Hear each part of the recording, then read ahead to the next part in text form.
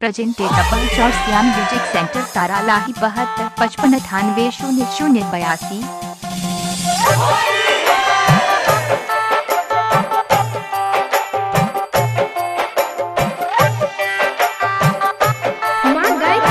Recording studio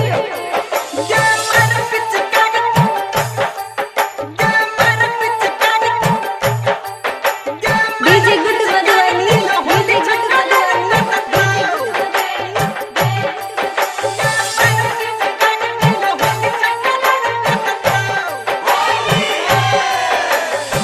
white white dress पहिर के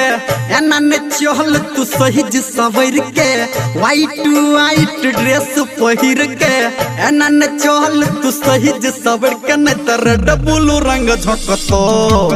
ये मार पिचकारी की होली छकलर कदतो ये मार पिचकारी की होली छकलर कदतो ये वाइट वाइट ड्रेस पहिर के एना ने चहल तू सहिज सबर के ने तरे डबुल रंग झकतो presented by Shyam music center Taralahi 72 55 98 00 82।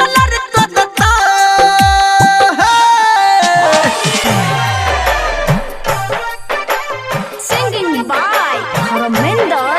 Nirmaliya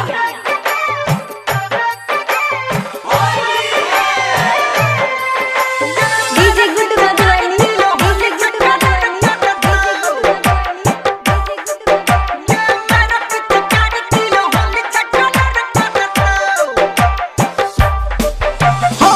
तू झकास हमर खास दचियो तोरा सलाह चढ़ल छै फागुन लले ई साबुन रंग छोड़ई है ई माँ रंग छोड़ई है ई माँ रंग छोड़ई है ई माँ हे छी तू झकास हमर खास दचियो तोरा सलाह चढ़ल छै फागुन लले ई साबुन रंग छोड़ई है ई माँ कूल कूल ठंडा वाटर लफुआ छौरा पी के क्वार्टर सब तोहरा गई नचतो हो मार पिचकारी की होली छछलर कदतो गे मार पिचकारी की होली छछलर कदतो बुझला गे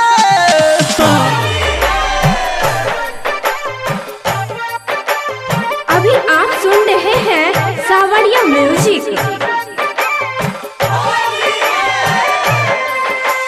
DJ good Madhubani DJ good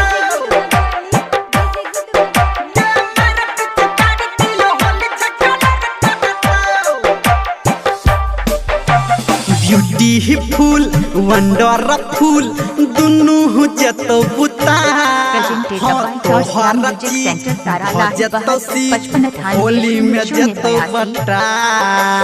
Holi में जतो बटा होली में जतो बटा ब्यूटीफुल वंडरफुल दुनु जतो बुता तोहर चीज भजतो सीज